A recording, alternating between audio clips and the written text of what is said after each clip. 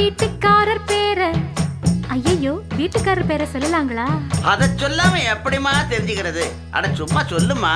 வீட்டுக்காரர் பேரை சொன்னே ராசு குட்டி அவன் பேசுகிற பேச்சு எல்லாம் சீனி கட்டி. அட கண்ணுக்கழகா ஆளும் இருப்பாரே நித்தம் கலர் கலராடை அணிவாரே. இப்போ எந்த திசையில் எங்க இருக்கார்